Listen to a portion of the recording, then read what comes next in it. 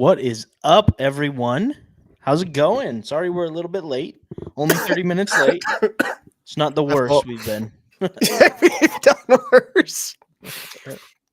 It's my fault because I'm sick, Slim Shady today. Apparently, I just looked into the camera. I was like, "Oh gosh, look like freaking Slim." Mr. Marshall Mathers over here. Hey, but the podcast doesn't stop. Show must go on. Podcast don't shop. This is the most important thing. Oh yeah, we're here. We're doing this. Well, you guys might notice Garrett is not at GDC. Nope, did not end up going, and it's mostly because of the way I feel right now. I woke up on Monday feeling nasty. Felt a little bit better yesterday. I did some streaming, but yeah, ended up today just feeling like crap again, so I did not end up going. Bummer. Sucks. There's a lot of cool people I would want to see. Jordan, did you go to GDC? Jordan's in the chat. Heck yeah. He wasn't there. He was streaming this morning too. I popped in on his live stream. Oh, nice. I accidentally popped in on my personal account. He shouted it out. I was like, crap. Can't let people be seeing those private things I'm liking. No, sir. Nah, it's fine. Is it called Breadbox's private channel? Super secret. Super anonymous. Breadbox is super secret. Definitely not Garrett channel. Don't worry about it. That's all it says. Anyway, Jordan was talking about some interesting things. It's fun. But yeah, I'm not at GDC, which is a bummer, which is kind of funny because I haven't seen any major announcements from GDC either. So it looks like I'm not missing much. So yeah, one of the interesting things, this isn't our news yet, but one of the interesting things that I saw is they're rolling out a nationwide union for the gaming industry at GDC, which is pretty interesting. Was it also involving Canada? I don't know. I haven't seen that, but I don't know the specifics of how unions work enough to I don't either comment on this, but I have heard it said. Again, this is just hearsay. Like I disavow anything I say because I have no idea. But I have heard that there could be some benefits to making like an indie dev union, because it would allow us to potentially like fight back against big companies because we'd have like the benefits of like a union behind us. And also there's also the potential for like getting insurance through unions, because it acts almost the same as like a corporation and stuff. Again, hearsay, could be beneficial, not sure, we'll see what happens. But that is interesting. That is very interesting. I want to address the same way that I say every week. I'm not hunchback, I'm just chilling, dude.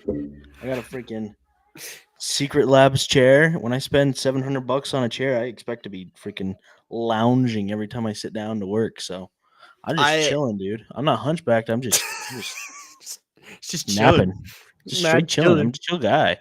Guys, he's got the same posture as Queso. Like he's doing great.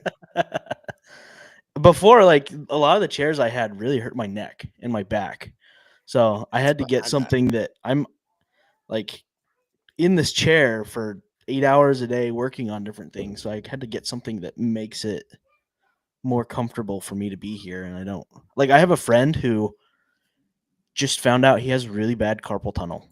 He's 30 years old and he has to go get surgery because he has severe carpal tunnel from writing code and playing video games. Yeah, that's happening more and more. I have so many things now to like, as soon as anything starts hurting on my body, I'm like, all right, what's the accessory I need? Yeah, exactly. I will at some point talk about the thing I'm sitting on, but someone did send it to me, so I'm not allowed to mention it yet. So I'm working on that. Don't worry, guys. Don't worry. Nice, dude. I'm excited to hear what you think. I got this one. I love this one, but $700 is not feasible for the majority of people. You have to be pretty dedicated to your craft. You have to be a couch potato. Yeah, so. I have a new theory that I want to do. I've realized as I've been like experimenting with this new chair and my old chair, is I actually want to be able to work laying down. And I'm probably going to make it happen. So if you guys want to see how I come up with my laying down stream setup, that's funny. Thank you. I did have a good enough chair when I was working like super heavy hours. So there are a couple times where I had to work like, I don't know, 120 hours in a week. I was pulling That's not healthy, the chat. Please do not office. take Declan's advice on how to work a normal schedule. Yeah. Well, it was for release, which I'll be honest with you guys, if you're getting in the gaming industry, if you want to be a game programmer and you get into big games, that is the norm. There is usually a grind session before you release a game. 100%. People are grinding. So I was Crunch time is what they call it. I was preparing for release of a marketing thing that I was working on, and I had to stay at the office for like 3 days. So we had a shower downstairs in the office, so I just go shower there and basically was living there. That's disgusting. Well, we had a shower, so it was all good. But I was and I had extra clothes, I was still hygienic, just in the office working the entire time and sleeping. But my chair did recline like the PewDiePie chair.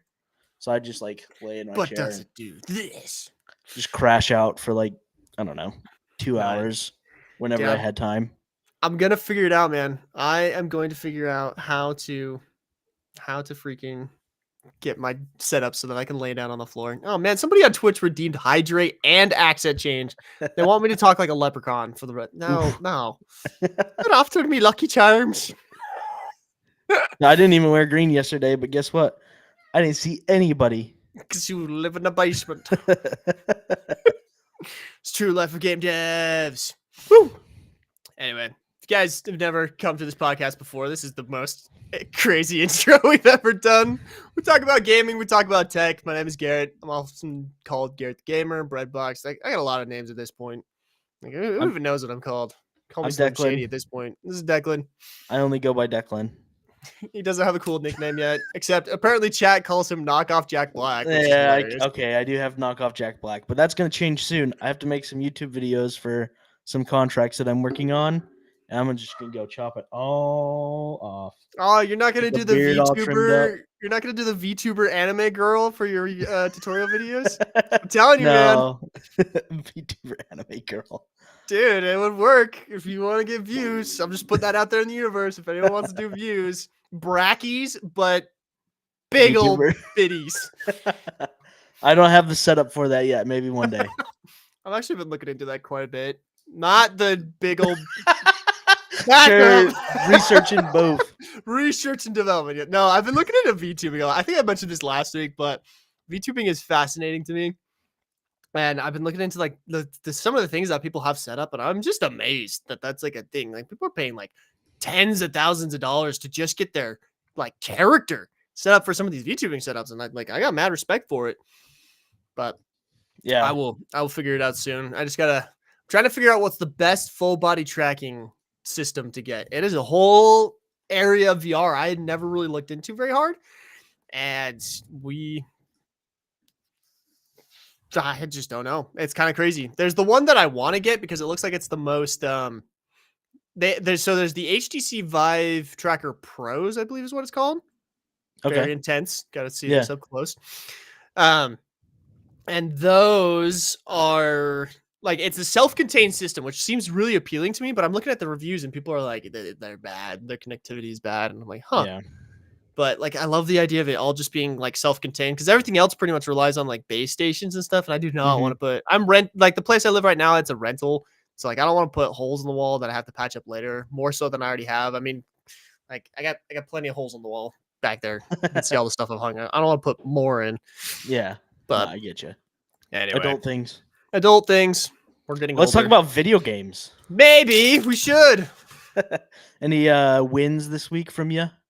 So I did have a couple wins. I mean, do we want to do like news wins or should I do like just like personal wins? Because I had a couple of like kind of fun personal wins. Whatever you want, man. It's our news. It's our podcast. The rules. I make the rules. No, so I tried out Fragpunk yesterday. Okay. And you and I I saw you get wrecked. I did get pretty splattered, not gonna lie. It's been a minute since I've hopped into a PC first-person shooter. Okay. So I was mouse and keyboarding it up, and I wasn't doing like I thought I was doing okay. And then skill-based matchmaking kicked in. It sent me straight to the freaking unemployment realm where everybody can 360 no scope you with not a second breath. Heck My yeah. gosh. Anyway, it was interesting. So it's a Yeah. first person shooter, but kind of their shtick is they have these things called shard cards, which Mhm. basically give like certain like abilities. I almost want to say it's like they took the concepts of like a team shooter and made it so that they're like these cards that you can basically buy and then deploy at certain times. Okay. Which Yeah, yeah, yeah. personally, I didn't love that aspect of the game. Really? Um, because it's a really steep learning curve when it comes to that, because you kind of have to know what the cards do, Yeah. like when to adequately deploy them. And some of them, there's literally no counter to. There's a clip yesterday from when I was streaming, and it's just like there's this card that lets you get a sword that blocks everything. So you Cool. just can't kill the guy. And Yeah. I was looking through chat and they were saying like, "Oh, shoot at his feet." And I was like, "Really?" Like apparently like the counter to this is you have to shoot at his feet. But like you have to learn that. It just felt like a lot of like trying to counteract all the cards and stuff to like learn that and to figure out like which one is best. That I don't know. It was interesting. I could see how people who are like really into like team shooters and stuff like Apex Legends or even like Marvel Rivals would Yeah. find that really fun. But for me, I was just kind of like, I don't really want to. And you have to earn all the shard cards. So like you Yeah. either have to play with someone who's like already gotten through them all. I jumped on during your stream and I was like asking you some questions, just like if you had ever played those types of games before. And I mean, it's definitely like if you don't play CS:GO or like Valorant or stuff like that, just that genre of game anyway is a pretty big learning curve. Yeah. Like with Valorant, having to buy weapons and learn about the econ of the game and when to buy and when to save, and but then adding in another layer, like I understand from somebody who doesn't play that would think that it is like way difficult to get into. I played a lot of Yeah. Valorant for a couple years, and I really like that gameplay, and I think that having the cards is a fun addition to it. Oh, absolutely. But Like, you have to be, I don't know. It would be a fun game to play with your friends, but like competitively, that's just never a game that I would probably really ever play competitively, just because you have to grind to be good at those types of games. And I just don't have time to do that anymore.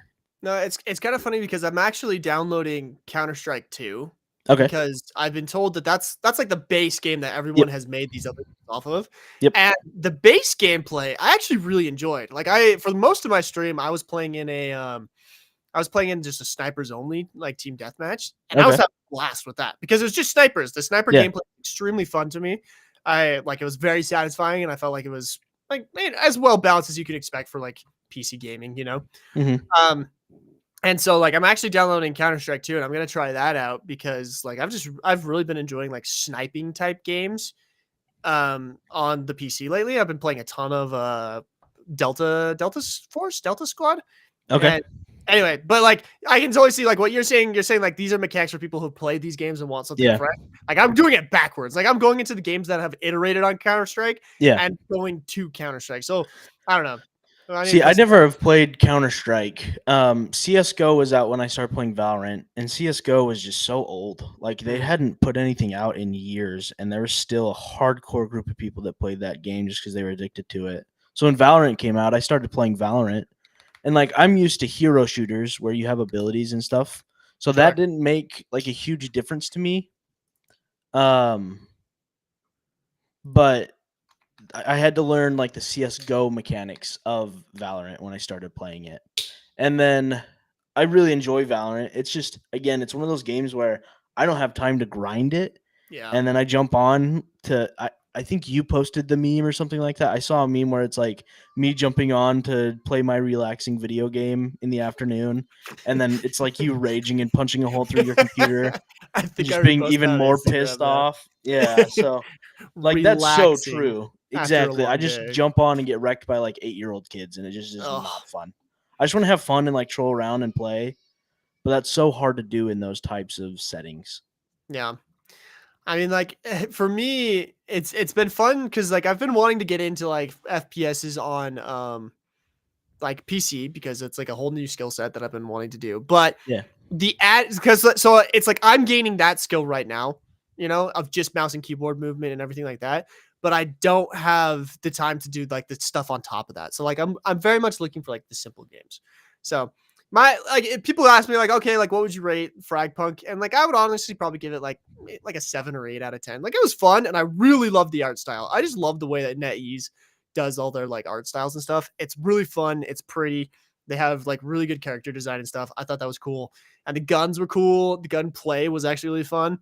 I just didn't like the meta gameplay to it with the shard cards and stuff. Yeah. I can see how people could get into that, but it just wasn't for me.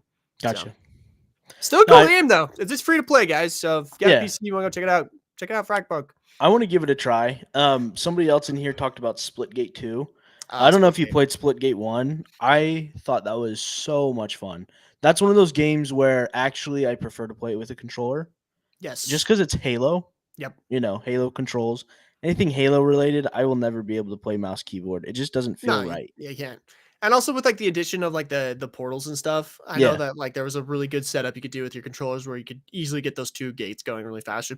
I have not played Splitgate. I think I would enjoy it, especially since I've been playing like a lot of Call of Duty on the console. I feel like I could potentially even be good at it a little bit, but yeah, no, I have not played that one, but I'd be curious to try it out. Like, I feel like that's another one of those games where it's like, let's take the base gameplay of a game that everyone liked, Halo, and then iterate on it. And they did a good job. It's Halo meets Portal. Love that. Love that. Yeah, I have a win for a video game that I'm super excited about, actually. There's one of the most popular indie games ever. I don't know if you've ever heard of it. It's called, let me find it real fast. I actually can't remember the name. Let's see. It's a game where you're a bug. Ant Simulator? No. Hollow Knight. Have you ever heard of Hollow Knight? Yeah, I've heard of Hollow Knight. It's a Metroidvania, which is a platformer type game, like Metroid, where you go around, you go through like the same parts of the map over and over again. It's kind of segmented into different sections. So you go in, unlock a specific part, and that unlocks another area that you can go into. But it's not like, I don't know, you can cross back and forth in the map a ton. So, yeah, they just announced for the game that's coming out next, which is called Silksong, which has been announced forever. Like, it's been something that people are super excited about. They are going to have it day one access for Xbox subscription.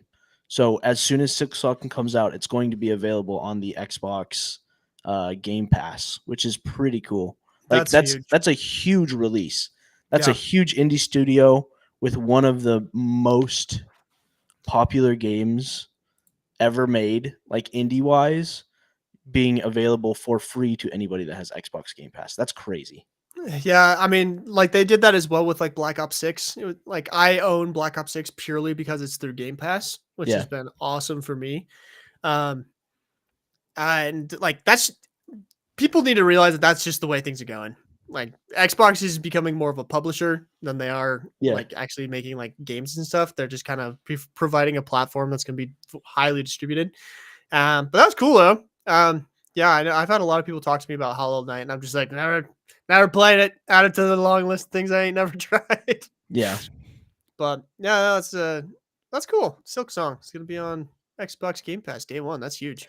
Yeah, and that just, I mean, Game Pass to me has so much value now. It's crazy how what you can get on Game Pass. There's so many fun games on there. You could probably only ever have a subscription to Game Pass and have everything that you want, and probably everything that you would have time to play, you'd have available through Game Pass, which is crazy.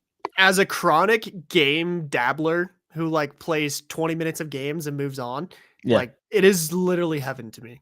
And I also like I've been paying for Xbox Cloud Gaming tier for probably like a year now, and I really love it. Especially because like I travel quite a bit for like work, and just also like my wife and I, we like to travel. It's awesome to like still be able to, jump on at night and I can just still like play some casual games and whatnot. Like that's a ton of fun. Xbox, I know people have their opinions on like cloud gaming and whatnot, but I love it. I love the accessibility of it. I love the affordability of it. And I do think that like if Xbox were to make a handheld console, which is being teased all over the place, it's like coming out in leaks and whatnot, that it's just gonna be awesome. You know? Like especially if it has like cloud gaming access directly to like Xbox Game Pass and stuff. I'm stoked for that idea. Yeah. Anyway. Well, do you have any losses for this week? Any big losses? No, I did have another kind of win. Well, it's a win and a loss. I actually prototyped a bit of a game this week. I jumped back into the editor. Ooh, okay. I've had an idea itching at me for a little while here, and I just wanted to like jump in and kind of like prototype it out and get a feel for it and see like if it would be worthwhile to pursue. And I did a little bit of prototyping this week and jumped into it. And like, oh man, did I freaking remember how terrible some of Unity's stuff is. Like, Unity is an awesome platform, but it is crazy to me that like pushing a single button or a single check mark can take you from like getting like 300 FPS to 20 or 2. Like it is, there are literally so many just nuanced settings that you like have to dig so deep into forums and stuff to find out what they mean and what they do and whatnot. And like that's kind of an L. Like I wish game dev were simpler like that, but it's not. And whatever. But I did get a little prototype going of a game I've been thinking about. Kind of just like more of a feel test than anything. Kind of downloaded some assets to get an idea of the feel of it and what it could feel like with the stuff that we have available at my game studio. Mm-hmm. And yeah, I've been messing around with that. That's been fun. But yeah, there's some stuff about game development that's just like, holy crap. Like just all these weird errors and bugs and stuff where it takes you 90% of your day to figure out because you're just like, holy crap. But anyway. Yeah. I think no matter where you start game dev, you have to kind of learn, the quirks of everything that you're doing. Like I've been working in Niantic Studio, which is a game engine for the web now for a while. Oh, got a little baby in here. Just you need to take some time, Doris. Yeah, let me get her just a sec. I'll answer some chat questions. Why did it send 2? What are you talking about, bro? His bread box here. He is here. He's hiding. Sleeping. Who's here from Jacob Weeby? Yo, Jacob Weeby. I would love to collaborate. There's a couple people I'd love to collaborate with. Jacob Weeby is one of them. The other one is freaking Fenix. Gosh, what's his name? The guy who does the American Wizard. I love that guy. He's so funny. I would love to play Helldivers with him sometime. I think that'd be so freaking funny. I feel like Game Pass is a game, but no games problem. What does that mean, bro? When is the YT pistol coming out? Just wondering. It's out. I just haven't given it to any of you because you're not worthy. Just kidding. All right, we're back. Little baby's gone. She wanted to show me her ice cream cone. Aw. But I can't remember what I was talking about, but I'm going to jump into my fail for the week. Let's hear it. So Marvel Snap has now been accused of plagiarizing fan art for some of the cards in game. Really? Yeah. That's pretty crazy. That is pretty crazy. I have had a few customer service interactions this week that have been like really negative with some players in one of my games, which has really sucked. I'm just out here trying to make fun games, and we've had negative interactions with fans. That's fine, people are allowed to be mad, and that's cool. But like, man, jeez, some people's lack of professionalism about lodging complaints is like, dude, I'm human. Yeah, remember, like, please. I understand you're frustrated, but hey, it's okay. I saw something interesting the other day. It was somebody talking about customer service. I can't remember exactly what it was. I think it was with a video game. And somebody, like, their biggest hater on YouTube and on all the stuff that they were doing, they were like freaking out at the developer and being super rude and stuff.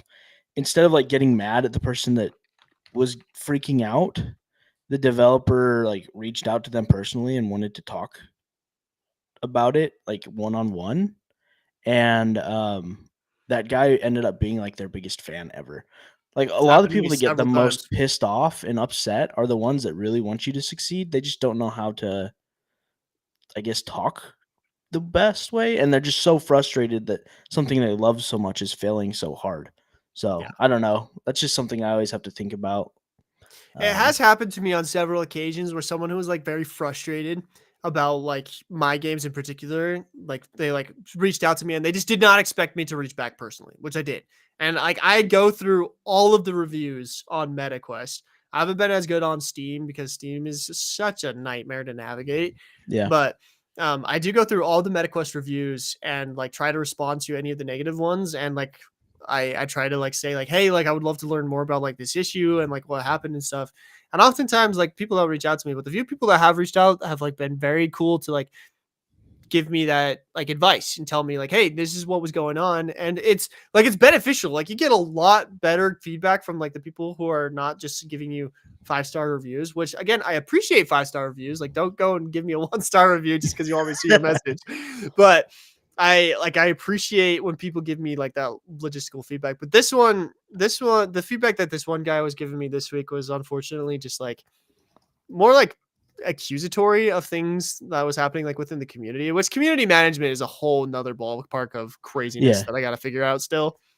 I, but man, this guy was like just really let me have it. And I was like, dude, like I'm doing my best here, you know. Like I'm an entrepreneur. I'm not making millions of dollars. I can't afford to hire 200 people to like be like moderating the games and whatnot. Like we're yeah, trying, and unfortunately, like there's some really crappy people who play video games, and they, you know, when they let loose, like holy crap, do they let loose? yeah, And for sure. like I'm sorry for that, but at the same time, like I just hope you enjoy the game. But anyway, It's that just sucks. interesting. People have to like feel either 5 stars or 1 star. Like it's sad that there can't be a median or a middle ground.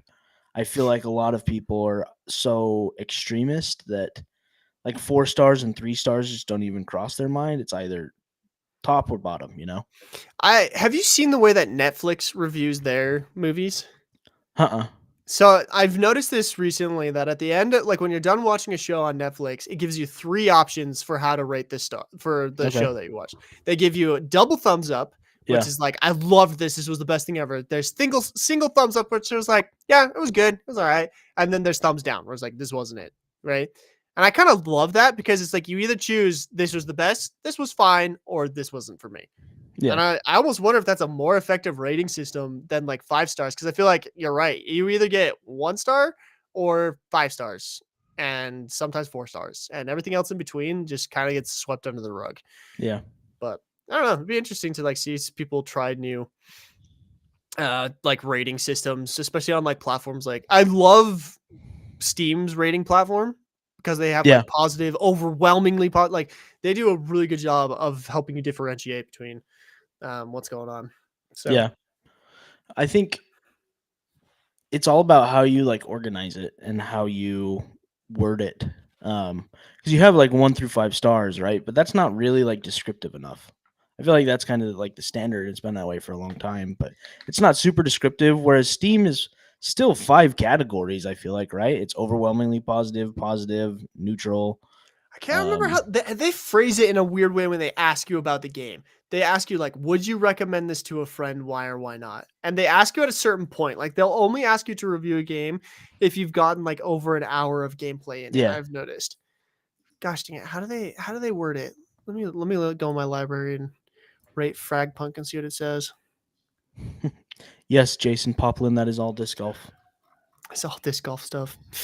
Oh man, no, rating systems are interesting, and like it's valuable feedback for like the devs as well. Like they want to know if something is wrong, like you want to know about it, Yeah, you know. And oftentimes those channels of getting to the developers to be able to report stuff is just I don't know. But oh, that's a good question. Okay, so General Milo just brought this up in the YouTube chat. He said he's never gotten a game based off of reviews, to be honest. I just look into it before I get it and decide if it's for me. So this would be a really interesting poll. I might put this out on my YouTube channel real fast. Like, how valuable are like reviews to people? Does other people look at it? I'm gonna ask, like, do you look at reviews?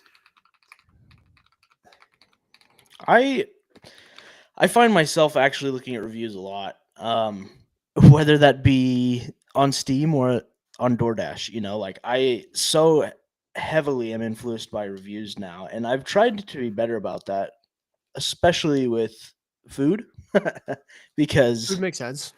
yeah, like I don't know, people are super opinionated about it, and usually I don't ever go to places on DoorDash that aren't above like 4.5. But Interesting. I've been starting to look at things more below that just to try it out and see. And like some people just, I don't know, like review bombs are a real thing, and people are vindictive and they will do things because maybe not because the game or whatever is bad.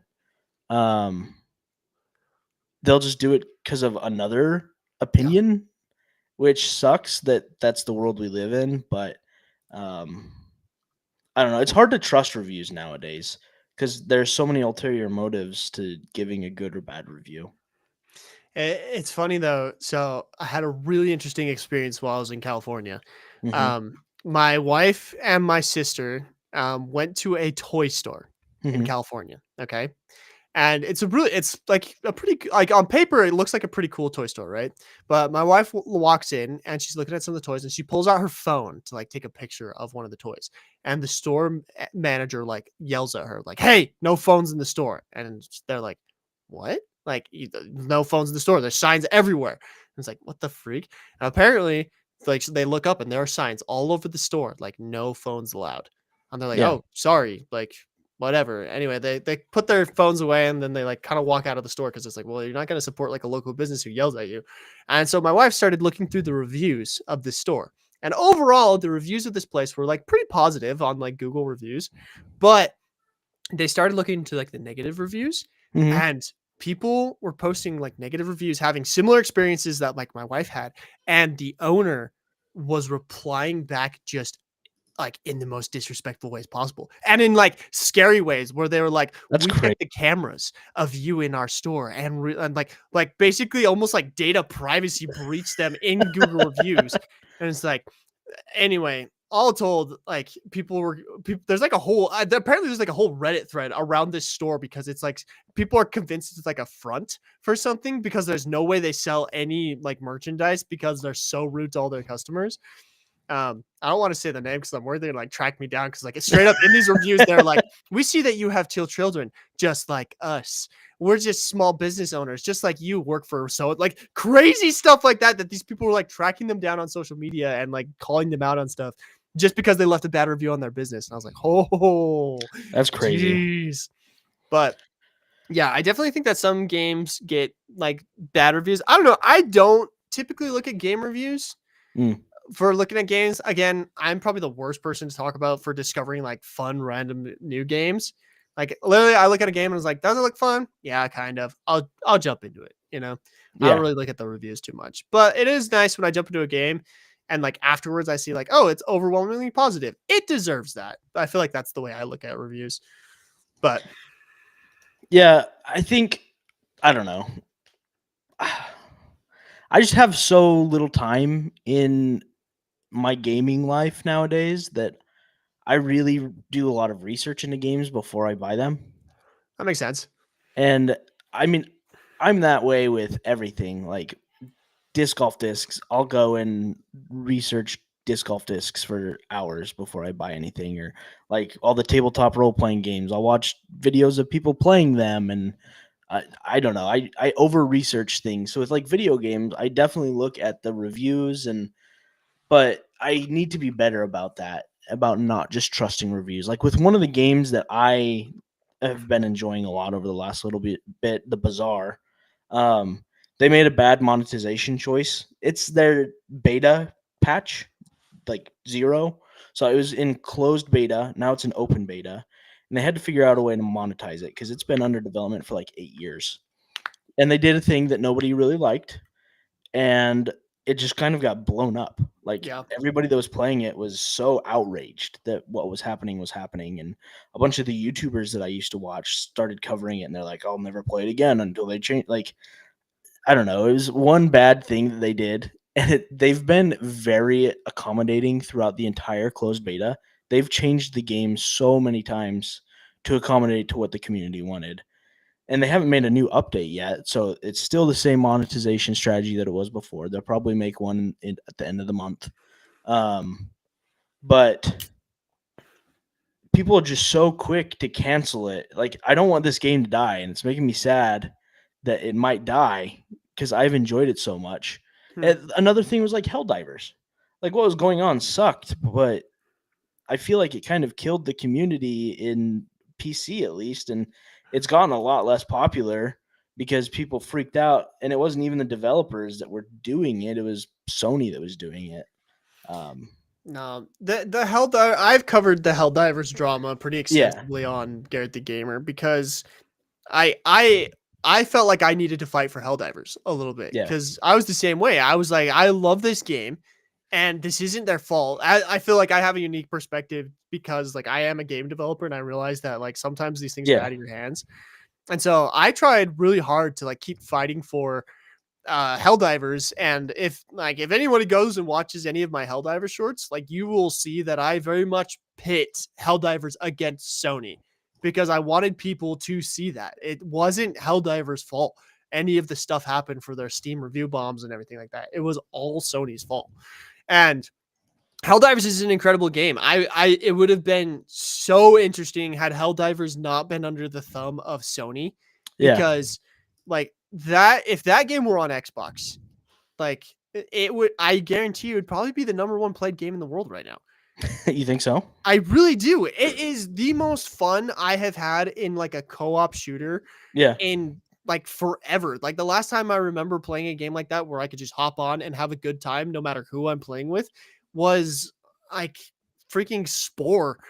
Or like Pop Tropica from like games like I played as a kid. It's I don't know. Combating toxicity is such a hard thing in games, and for whatever reason, Helldivers just isn't toxic.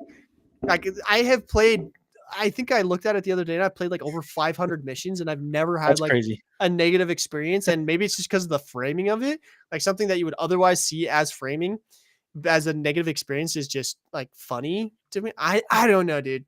Like I really do think that if that was available on all the platforms, that game would easily be in the top 10 played things right now. So I have a friend that I got into Helldivers a little bit, and one of his first experiences with Helldivers, granted, my friend has the worst luck with everything. Like, I've never had a disc golf disc stolen from me, but like the first week that he was out playing disc golf, somebody just randomly grabbed his disc and ran to the car and ran away with it. Oh my. Like, people just, he just has bad luck. So he jumped into Helldivers, and he was like grinding on a harder difficulty. It had been after he'd played for like a week. And the guy jumped in, his teammate shot him, killed him until they didn't have any more lives left. And then as soon as my friend couldn't respond, jumped out of the game and left. Yeah. Didn't say anything to him once. Like, jeez. That's brutal. That's funny. He has bad luck, but it's just funny to me. Like, I always talk about how, like communities are good, or like disc golf. I always say like the community is awesome. I always get every disc like returned to me. I've never really lost one unless I throw it in the water or in some place where you'll never find it. I get people that call me all the time still from Utah to give me back discs that I've lost. And my friend gets stuff stolen at least like once a month, and they never give it back to him. So they're just some people that have bad luck. That is definitely true. I feel like I have bad luck when it comes to like tech in general. Like if there's something that can go wrong with technology, it usually happens to me. Like the first time I ever bought a gaming laptop, the motherboard I got fried like within a week or something, and I had to get it replaced. And like this current PC that I'm using right now, only 3 USB ports work because my daughter shoved a cord into it that was plugged in. She took a lightning charger for an iPhone and shoved it into the big thing of USB ports and fried them all. Oh man. And I would have to pay for a whole new motherboard to get it replaced. And I'm like, I'll just buy USB extenders. So I have people have been asking me to do a setup tour, and I'm like hesitant to do a setup tour because my cable management is the most garbage thing on the planet because I have to work with like 3 USB ports, people. Yeah. So anyway, And children. My daughter And- comes to my office and just unplugs everything. It's like I just spent forever putting that together. Like, come on. But I was on a call today with one of my devs. We were working on something together, and literally my kid comes in and just pushes the button, and my whole thing turns off. And I'm like, thank you, children. Thank you. I love being a parent. That's funny. Anyway. Oh, there's some good stuff. Working from home is kind of crazy, but Yeah. it's good. It's overall good. Well, we're talking about toxic communities. We have had a really random episode today. Sorry, guys. Garrett and I guess, just had some venting that we had to do. Apparently. But, well, do you guys have any questions for us today? We kind of want to do a little bit more community stuff. In the chat right now is the developer I was working with, T Sundown. He's the guy that's working on one of our game prototypes right now. You guys want to go check out his channel? Cool. He's awesome. But he was the one I was working with today when my kid came in and turned off my setup. Still can't believe you used fork knife joke in your latest shirt. Did you see that, Declan? No. So I was like, can you guess this game based off of an emoji? And I put up a fork and knife, and it was Fortnite. Fork knife. It was so good. I thought it was a nice way to explain such an epic game. Oh my gosh, you are a dad. I am a dad. I got the dad jokes. Can we talk about Xbox? Dort over in Twitch chat has been begging us to talk about Xbox. Bro, the new Xbox leaks. Those are something. Have you seen anything about those? No, I haven't. Let me look them up. I've talked about the handheld a little bit. Yeah. It looks like they're going to be making some kind of handheld. But the other thing, I think I talked about this a little bit last week, but supposedly the next version of Xbox is essentially going to be the most affordable gaming PC that you can get at home. I'll see it when I believe it. That'd be nice. In theory, they could pull it off potentially. And they're saying that basically they're going to make it so that out of the box, it can run Steam games with like full like support and everything like that. So that would be really interesting, because if that's the case, the console wars is over. Like PlayStation, if they continue to put stuff on Steam, the Xbox users now have access to it. Which I can totally see PlayStation just pulling everything off Steam if they were to do that. Asus already makes really good handhelds too, and if that's who they're partnering with, like, that's going to be super interesting. One of these days I need to get a handheld. I need to get the Steam Deck, and I probably need to get the ROG Ally, and try them out.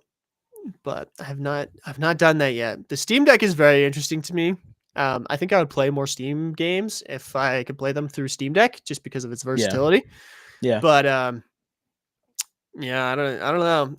I for one, if Xbox really, I did a poll the other day actually on my channel where I asked people if they would buy a handheld console from Xbox, and like, let me look up what the results were, because that was super interesting. What did people say? They said, would you buy an Xbox handheld console? And 24,000 people voted. That's crazy. And it was split 57-43 for yes. Wow. That's actually way closer than I thought. Yeah. Huh. That's interesting. Let's read some of the top comments and see what people are saying about it. Depends on if I can play Xbox Digital Library or not. I already have a Steam Deck for a PC handheld. Okay. So that's interesting. That like trying to like break into that particular market might be kind of difficult. Yeah. I can kind of see that. Next top comment says, if the device is only usable connected to a router, meaning you have to be home, then no. But if it's usable almost anywhere like a phone, then sure. That is one of my biggest complaints with this PlayStation Portal. I love the form factor of the PlayStation Portal, and it actually works really well, but it's not self-contained enough. Like, it would be nice if that could be working in bigger place. So that is like with cellular service, are you thinking? Or I mean, just even like being able to like have certain games offline. I know that's not the biggest thing anymore. Yeah. But like I think how that's Steam Deck does it. That's just a fault of the PlayStation Portal design, though, right? I mean, we knew that when it was released that it was going to be running off of your PlayStation 5. It's just a screen for your PlayStation 5, essentially, right? It's essentially a controller with a screen between it. Like, Yeah.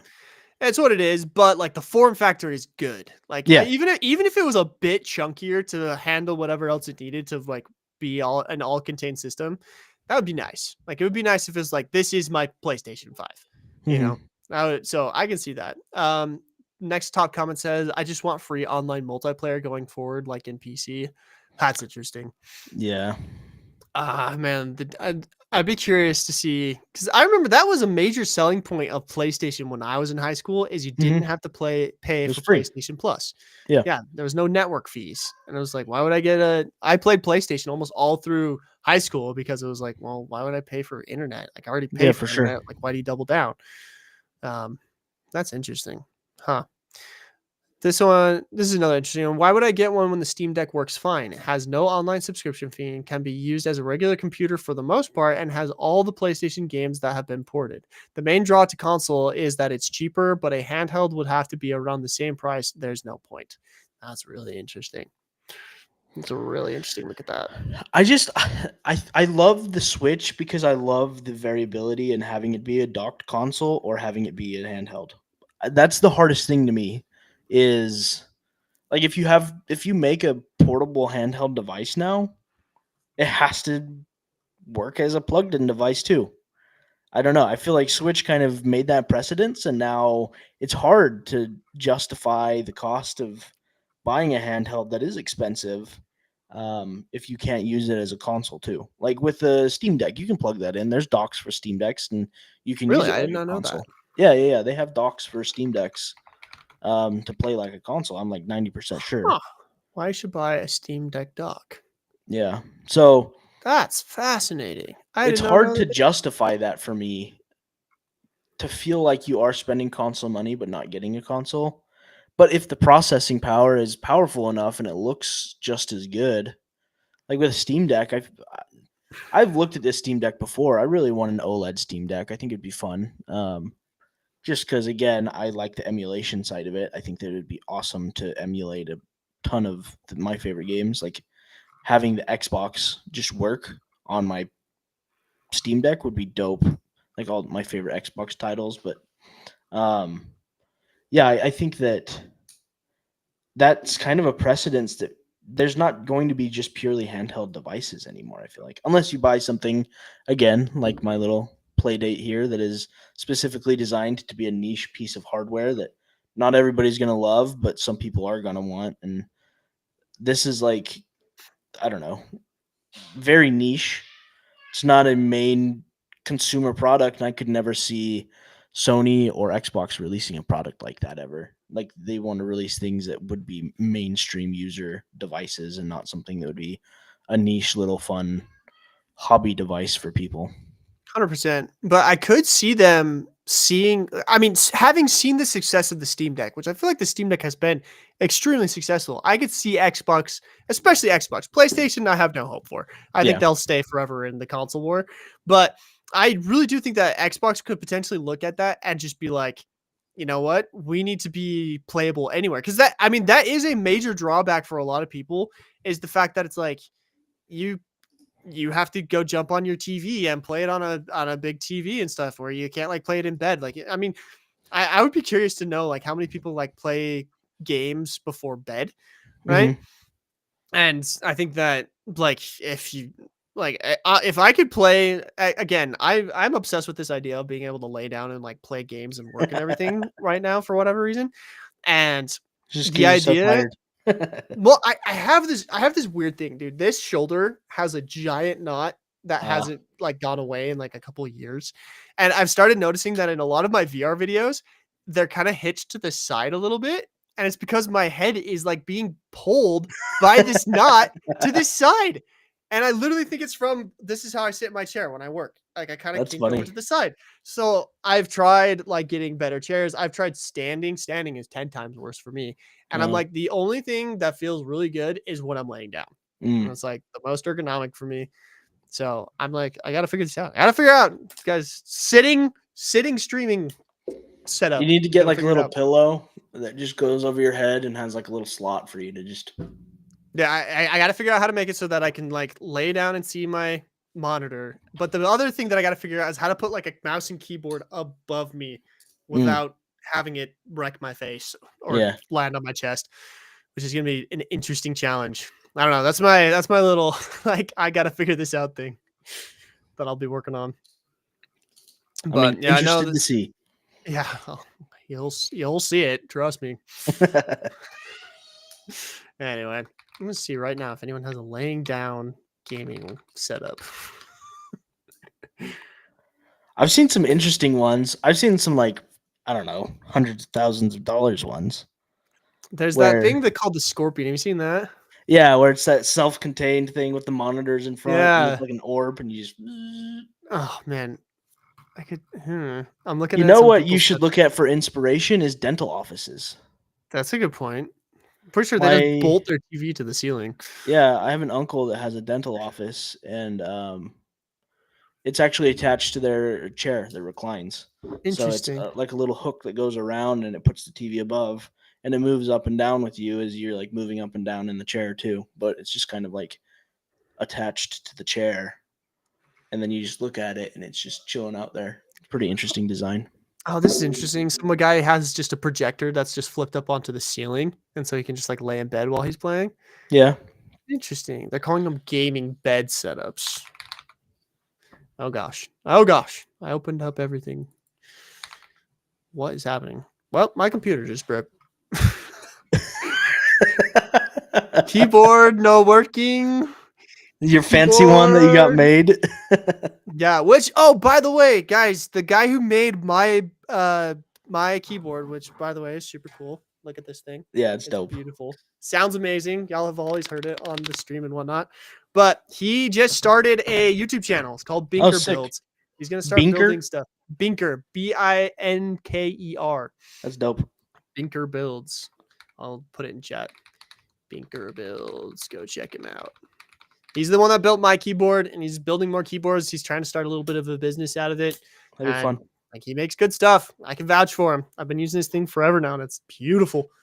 This is my keyboard. I bought one last year, and I like the switches I have, but that's not bad. That's not bad. Ooh, that's buttery. Nice little clickies. Dude, I never realized how like deep of a dive you can go into. Oh, and, like, for sure, dude. Love that. Keyboards are awesome. I have a bunch of extra switches and stuff too that came with this one when I bought it. There's all these like little things. The cool thing about this Binker Builds, guys, he's kind of just like deep diving into that like whole realm of things. Yeah. And so he has these little tricks and stuff that just gives you these just amazing sounds. I just love it. Anyway, go check out Binker Builds. Man. Anything else to talk about today? Definitely. Well, I feel like there's been a kind of a dry spell in the gaming space for a little bit. This week has been very quiet. Last week was crazy. A lot of stuff going on. I think let's be honest, everything is just getting ready for GDC. Everybody's just been getting ready for GDC. You would think, but there's not like usually that first day of GDC, you get a ton of news. I'm looking it up right now. GDC news. It's just all AI crap. Yeah, I know a lot of people that are there. Yeah, I don't know, dude. I don't feel like people announce that much at GDC anymore. I feel like it's in like their own. There's Gamescom at the end of the summer, which is like kind of the bigger one. And then everyone has kind of their own proprietary like releases and stuff like that. But that's super interesting. 75 euros max. That's fairly quiet. Jack Potter. I do not have one off the top of my head, but let me see how much the one I bought cost. He's asking for a keyboard recommendation. That's about 75 euros. So that's like $90-ish United States dollars. Or is it 100? Might be 100. I think it's 1.5 to $1 right now. That's crazy. Oh, poor America. I also think that a little bit about GDC is because of the union getting announced, like first and foremost, everybody's kind of like, yeah, for sure. Taking a little step back. It's just kind of been a slow year. I know a lot of people have some stuff cooking. like we got through last year. Was it last year or the year before where we had all the like writer strikes and stuff like that? Yeah. Which definitely put a hard stop on a lot of the storyline parts of game development. Um, so I wonder if like this is kind of just like the catch up year. Yeah. So yeah, we're just kind of a little bit dry on gaming news. I felt like last week there was a bunch of it, and then this week it's just kind of everyone's holding their breath for GDC, but I don't know if GDC is going to have anything for us. We'll see. We will see. Oh no, mine was $150. 100 euros max. You can always check out Keychron. I have a few of their boards, and they've been pretty good. So I bought mine off of Amazon. It's a Nuphy, Nuphy Air 96. Has Air 96. Gateron brown switches. So this is the brand. Nuphy. Oh, that's nice. So yeah, the one I bought has brown switches. Mine's a custom build, so I mean, it really the audible like sound of the keyboard really depends on the switches that you're using. I used to have a red switch keyboard, and it was much clackier. I actually gave it to my daughter to play with as a toy because it's like a nice clicky toy for her. So makes sense. Oh, there is that one news about Assassin's Creed Shadows. Oh yeah, it's like this is a make or break moment for Ubisoft. That's how that game does. I'm very curious. I feel like it's already gotten a lot of bad rap, even from the get go. There's just a lot of things right now. I feel like a lot of culmination of things that have had bad press over the last little bit are finally starting to come out, like the Ubisoft game. One of the things that I'm waiting for with bated breath to see how poorly it tanks is the Snow White movie. Yeah. Just like stuff like that that's received bad press over the last little bit. A lot of stuff like that's finally coming out. And it'll be interesting to see if it's all people talking and it actually does well, or if it actually tanks as bad as people are saying that they think it's going to tank. So my wife is like her favorite princess all growing up was Snow White. And she's like, I have no desire to go see that movie. She's like, it's not adding to anything in my childhood. Yeah. And it's just like, that feels like they've changed it so much. And it's just like, she's just like, I don't, and that's like the people they need to target is like, they needed to target people like my wife who now have kids and like want to take their kids to go see that. And it's just not hitting for that demographic. It was really interesting being at Disneyland because I went to Disneyland, what was it, 2 weeks ago now? A week ago? 2 weeks ago. And like, it's so funny to me because Disneyland does just an incredible job with like their attractions and their rides and stuff. It's incredibly overpriced, but like the park experience is like unparalleled, right? But I just remember looking at like the movies that they were advertising like around the park. Like around the park, there's like a few places you can see like stuff that's coming out soon. I was just like, nothing you guys have right now is even remotely interesting to me. Which is sad. Like Disney used to be like the one that you could always expect greatness from. One of my favorite. Okay, two things.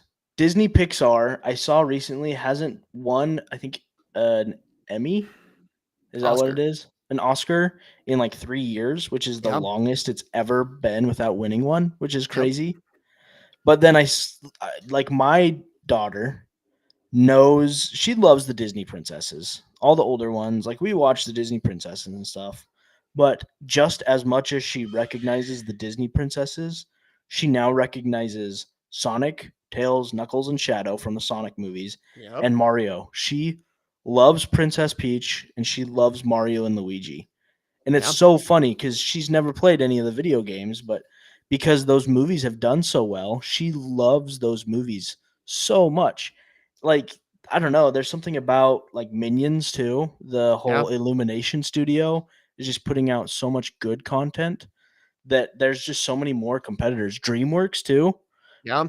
We'll see with the new Shrek how bad that does. That got flamed. That was pretty interesting to see how badly they were flamed for the new Shrek look. Which, again, going back to Sonic, when they first released their first trailer for Sonic, got memed into the ground. But instead of doubling down on it, they listened and literally changed the entire animation of the movie. Now they've made 3 films and they've made like billions of dollars at the box Yeah. office. It's like, dude, if you listen to the people and like just make the changes you need, you will probably find more success. Well, I think Snow White tried to do that, but because I don't know if you remember, it was Snow White and the 7 magical creatures or whatever before it was the 7 like dwarves. they didn't want to do dwarves. And then they went back and added the dwarves back in with CGI. Oh, they're so uncanny, dude. Like literally looking at those, I've watched the trailer. Like they make me like there's something Just about them cringe. that just makes me cringe, dude. And then they just align themselves with actors that people are not liking, like just the stuff that Rachel Zegler has said, which sucks as Disney. Yeah, right? like that's not under their control, but still, like, I don't know. I've heard they've canceled all projects with her in the future, which is what needs to happen. But I don't know. That's one of the movies that's just kind of destined to not do well, I feel like. So we'll see. I don't know. It's interesting because like DreamWorks has been making some power plays because now there's the whole what's it called? Burke from How to Train Your Dragon is going to be at that new Epic Studios that they're making, the Epic Land or whatever it's called. Mm-hmm. And I keep seeing stuff on my For You page on TikTok of the stuff that you can do at this new freaking Viking attraction is basically what it is. It's Vikings and dragons in real life. And it's awesome. And I've been showing it to like my kids and they're like, hey, like, Dad, let's go there instead of Disney. Like, there's some legitimate competition to Disney. I want to go to Mario Land. I would Mario Land looks going amazing. to Disney and go to Mario Land. Right. You know? And like, I know I talked about this earlier, but there's a Minecraft world that's going to be built, like a whole Minecraft amusement park. And I'm like, if they pull that off, that could be huge. Well, I live in Texas, right? And they just bought a huge area here. I can't remember what company it was. It's going to be a kids theme park though, in like Fort Worth, Texas. Yeah. And that'll be crazy to see. Let's see. I think it's going to be. So they have a Peppa Pig theme park here right now. Oh, really?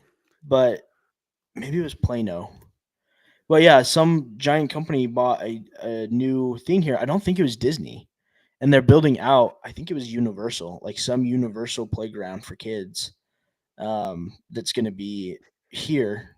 Yeah, it's a Universal Studios theme park coming to Texas in 2026. And I love Universal. Like, I don't know. They have good stuff. Yeah.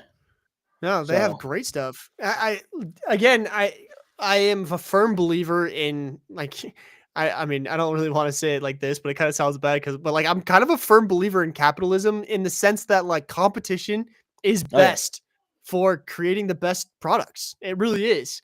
Like one of the reasons I feel like VR has struggled so bad is because no one's like stepped up to the plate to compete in that realm. And again, it's niche. I get that. It's not applicable to everyone. I think it will always be that way. That's totally fine. Oh, I got an accent change to do it in British. I just feel like that's offensive at this point.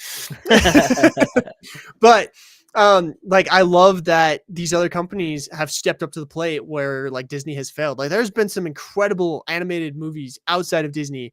And even in the superhero realm recently, like that new Invincible show is incredible. I love Invincible. I have the comic books. Like as soon as season 1 came out, that came out in 2021 when I was starting to work at Continuum. Mm-hmm. And I fell in love. That's one of the things that got me back into anime was Invincible, and then I watched Berserk immediately after. And that's awesome. Invincible is just such an amazing this concept of heroes having consequences more because like Marvel hides it. You know, there are things 100%. That happen. There are a lot of people that die, but you never see it. Whereas in Invincible, it's like up in front. If you haven't read The Reckoners by Brandon Sanderson, it's a trilogy. Such a good series. It's the same concept to me. It's like these heroes, there are actions or there are consequences for the actions of super people. If you're older, if you haven't watched The Boys, that's another one. Also it's just fantastic. Like a genre that is so good right now. And yeah, Disney, I'm enjoying the new Daredevil movie or new Daredevil TV show. I think it's really good, but it's a play back into the brutality of all that. Yeah, it's going into like the dark and gritty of it. Like the one Disney movie I will say I'm even tiny bit excited about that I've seen announced is actually, is it called Thunderbolts?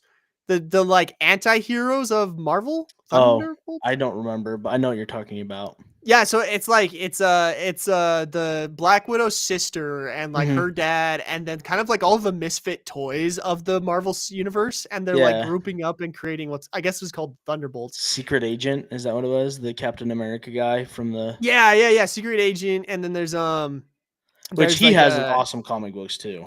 yeah, but like I think the Marvel universe has grown up, like because like if you started watching like we did, because like Iron Man came out in 2008, and if you like started getting into Marvel with like the rise of Iron Man and stuff, like we're now adults, Yeah. and adults, I'm sorry, but typically speaking, we like grittier, kind of Yeah. more realistic things to an extent. You know, it's still fun to go see some movies that just kind Yeah. of suspend your disbelief for a while, but at the same time, I do think that like most people are looking for darker, grittier stuff, which is why Daredevil's doing well. It's Yeah. why Invincible's doing well. It's why The Boys is so popular Yeah. because that's more real. It's why Deadpool and Wolverine did so well. Like it's superheroes that like you know and love them, but with like adult humor and adult like topics and stuff like that. Anyway, Yeah, for sure. I will say though, I did watch How to Train Your Dragon for the first time ever and fell in love with that world. it's So that's one of my favorite yeah. movies ever. One of the few book to movie adaptations that I can say, okay, that was I didn't know it was probably a better. book. I'm sitting here as a Dungeons and Dragons nerd, like thinking about stat blocks for all of the dragons and How to Train Your Dragon, so I can throw them into some sort of Dungeons and Dragons world. So Good, totally good. hey, what's up, good. Shark 8627? What's he saying? He just Oh, said, he "Can I have a want shout out?" Is that I what just people mean, mean? They want a shout out? yeah, they just You want shout 'em to. out? They just want you to say their name, dude. Oh, okay. Anyway, But let's wrap up with our game recommendations. game recommendations for the week. I will recommend the let's see, what was it? The first one that we were talking about with Silk Song. Fuss. I gotta find the name real fast. I was thinking about that anyway. Let me find it. My brain just Was it Hollow Knight. Hollow Knight? Yep. Hollow If Knight. you haven't played Hollow Knight, you need to play Hollow Knight. It is a ton of fun. One of the best indie games that I've ever played. Metroidvanias are such a fun genre, but they have to be done right. And the world of the like Hollow Knight is so immersive. You're all little bugs, dude. You're just cute little bugs. I don't know. It's just a fun little world. I think that it's hard. It's like a difficult game to beat. I've beat it. I definitely am thinking about playing again though. And it just really is an indie game that did everything right, and I love it. So 10 out of 10 would recommend to anybody who's looking to play kind of just a little bit more of it's a harder platformer, a little bit of a sweaty platformer, a little bit of sweaty combat, but it's not like Dead Souls levels, but it's a lot of fun. All right. Hollow Knight. Yep. Maybe if I ever get into that platforming genre. You got to try it. I think you'd like a Metroidvania more than you'd like a platformer. It's a type of it's not like a Mario platformer. There's like, or like Celeste. Celeste is the other game I want to recommend. I don't know if I have in the past, but I think you've mentioned it once before, but it's not a bad thing. It almost won Game of the Year. That's right. That's how good it was. It was recommended for Game of the Year and was competing against Red Dead Redemption 2 and God of War. Oh, that's just a bad year to have to compete with that. Well, it did so well though. Like people were wanting it to win. It was crazy how much people loved that game. Yeah, but I mean, if you're going up against Red Dead and God of War, you're cooked. Yeah, that's fine. Oh man, the Sylviar artist she's been working on the Diver set. Cool. Been working on the new Diver, and oh man, is it looking so cool? Woo! I've been leaking stuff in the Sylviar Discord, guys. So if you're not over on Sylviar, check it out. Anyway, my recommendation for this week. I've been playing this. I don't know if I mentioned this in the past, but I love Orion Drift. Yeah. It's awesome. the new game from another Axiom, but oh my gosh, I have just loved that game so much. Like it has been a long time since I've gone into a VR game as much. I've been playing it the big thing for me, I know a game is good when I want to play it off stream. Yeah. Like when I play it casually, and I've been playing Orion Drift so much so that I have like scars on my hand from punching the ceiling from trying to jump up and like block stuff. Declan, you should try it, dude, because like goalie is a huge part of it, and you were a Really? freaking goalie in soccer. I think you would be fetching good at it, actually. Like All I'd be right. so curious to have you jump in and try it. We blow the dust off the old Quest 3. Get it out, dude. I'm serious. We should try it sometime because it's that good. And I feel like your skills as a goalie from when you played soccer would translate over really well. Because that's like a big part of it is you literally sit in a goal and you like have to That's cool. physically hit it and get it out of there. So it's freaking awesome. As far I know some people are probably wondering if I'm gonna recommend Fragpunk. Fragpunk it's pretty fun. Like it's a good game. Like the match times were good. Like it wasn't buggy. It was a solid game. I just don't think it was like for me, but I could recommend it. So if anyone wants to go check out Fragpunk, it's free on Steam or the Epic Game Store. So if you got a PC and you're looking for a free first-person shooter, that's kind of got a unique twist with their shard card system. Go check out Fragpunk. Also super fun by the same guys that do Marvel Rivals. So I didn't know that. That's awesome. Yeah, it's NetEase Games. So they've done another fantastic job. Like they did a good job. I just don't want to put that much time into it, but it's fun. Yeah, it's a good fun. Jack Potter, if you want to show your D&D character, you can't do it on here, but go into the Discord, get the gamer Discord, and there's a bunch of stuff for the podcast. Go in and share a picture of your Dungeons and Dragons character there. I would love to look at it. Yes, sir. If you haven't been here before, these are all Dungeons and Dragons books. This whole shelf right here. This is every single book that came out in 5th edition Dungeons and Dragons. So, and then probably 6 or 7 other. Yep. Garrett and I are collectors. We really are. Did I show you I got more Star Wars stuff? Yeah, I saw your helmet. That's so dope. I've got this one now, and now I have the Imperial Scout Trooper. Oh, nice. There you go. Loving it. I'm going to get a 3D printer, and I'm going to start printing helmets. I told my wife that, and she was just like, where are you going to put them? Like, I know a guy that can help you. You 3D print shelves for it. That's what you do. Sir, 3D printing unleashes everything. All potential. That'll be great. Yeah, one of my friends can give you some pointers on how to get started in 3D printing. He's a huge helmet printer. I think he actually just shared. Let me see if he just shared one of his most recent pieces with Matt and I.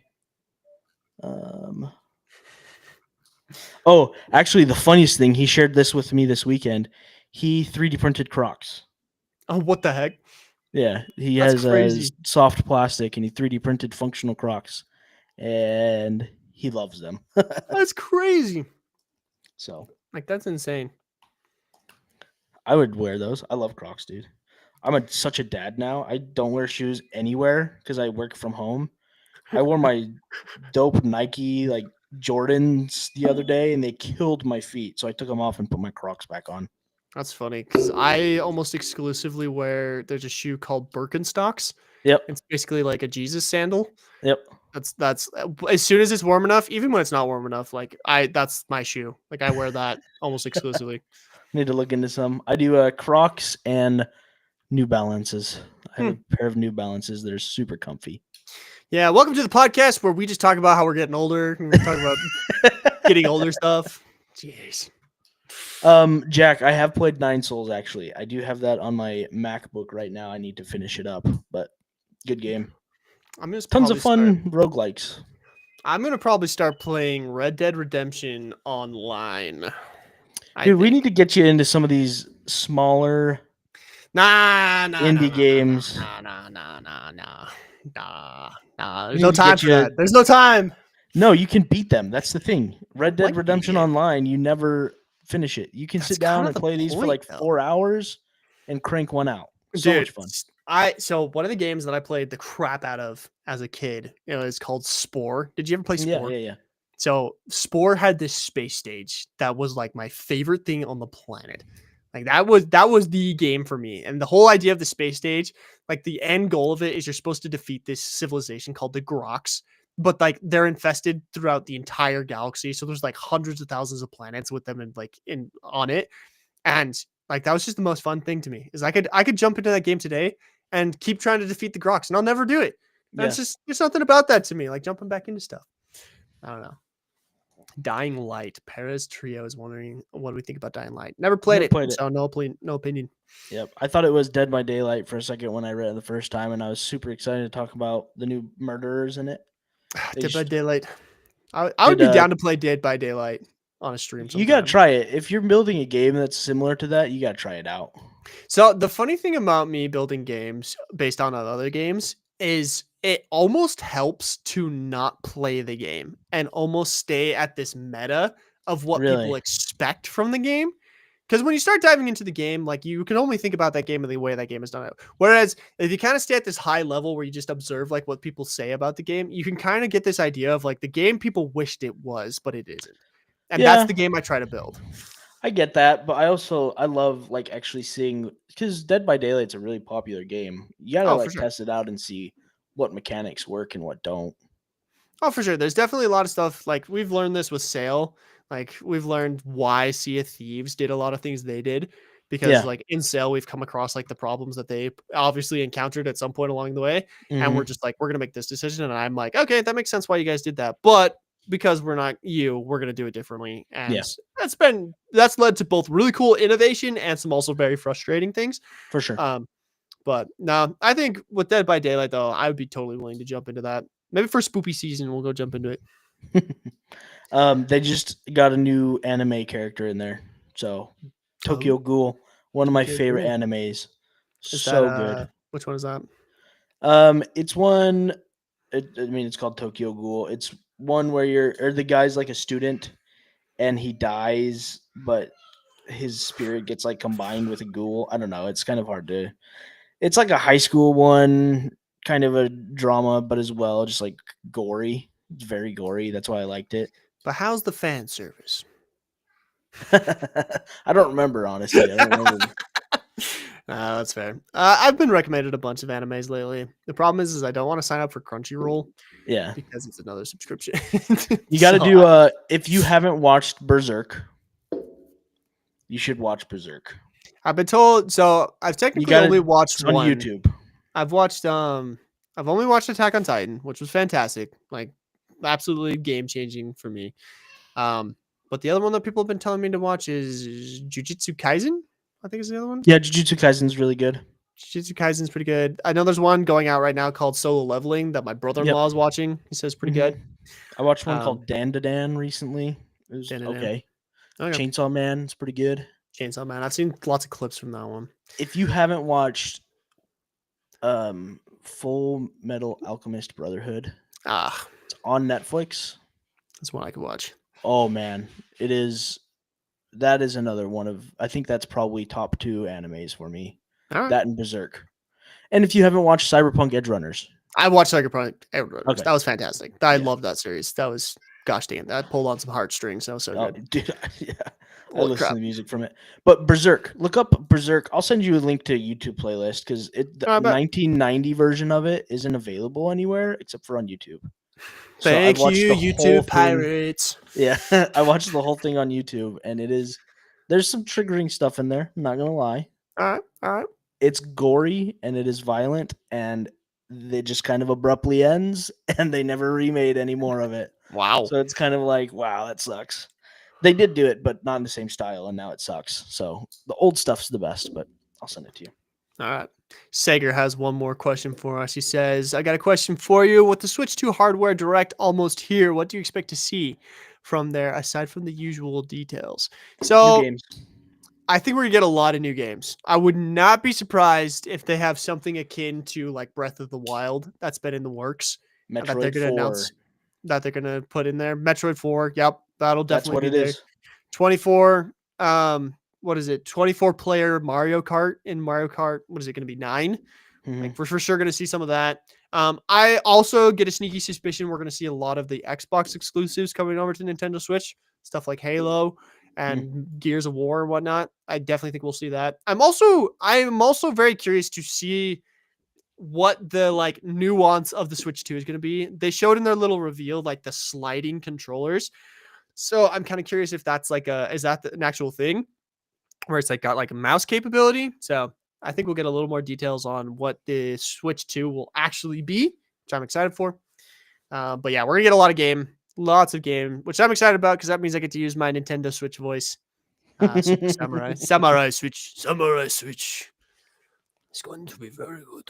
I think if okay, Metroid Prime 4 has been under development for a while. If it's not a Breath of the Wild version of Metroid, then people are gonna riot. Bro, I would be all for that. I didn't even think about that being a possibility, but now that's all I want in life. Dude, have you played Metroid Prime? I played what did I play? I played one of the Metroids way back when on GameCube. I can't remember which one it was.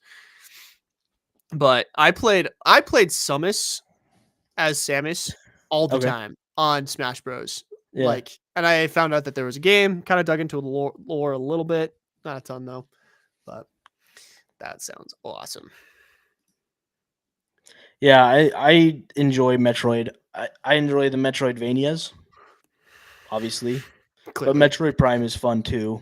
It's like a first-person shooter version of it. So yeah, I like first-person shooters, as people well know. I could be there for it. Well, we have gone way over. We were gonna try and keep this at an hour, and we just have been rambling for an hour and a half. There's always stuff to ramble about in the tech world. Oh wow. Let's wrap it up. This has been the Practically Reality Podcast, everybody. Thanks for everybody who stayed. Thanks, guys. Remember to watch it or not watch it, but listen, download on Apple and Spotify. We appreciate it. We are at averaging around 100 episodes a week, which is pretty dang good. 100 viewers, not episodes. 100, or not, yeah, 100 downloads a week, which is pretty dang good right now. That'd be crazy. Man. That'd be nuts. But, yeah, we're gonna hit 3K downloads pretty soon. So that would be awesome. Yep. Yeah. So we go live every Wednesday around 2 p.m. is what I'm gonna start saying, since it's always my fault whether or not we get online. Wednesdays at 2 p.m. Mountain Standard Time. That's 1 p.m. Pacific Time. If you don't catch us live, you can catch us on any of the podcasting platforms. So go and check us out there. We have social media, so go follow us. We're on TikTok. We're on YouTube. We're on Instagram. Go follow us. And also, if you join the Garrett the Gamer Discord, we have a whole section for the podcast where you guys can suggest topics to us. You can comment stuff. Apparently, we're putting in D&D characters there for rating. We'll make a D&D character rating system when we're there. It'll be fun. Heck yeah. I'd be down. Send me all your D&D characters. Send the D&D boys. Maybe one day I'll play a D&D campaign. We'll get you on there. I have a funny idea for a character in D&D. I have no idea how the mechanics work, but I want to make like a super charismatic guy who can just convince people of anything. And his whole goal in life is going to be to start a cult. And that's all he will do throughout the entire campaign. I've played in a campaign like that before. That sounds so fun to me. Just every scenario, I'm just going to roll for like, can I convert this person to my cult? Yeah. I could make something like that. I could probably find some stuff. So it sounds so fun to me.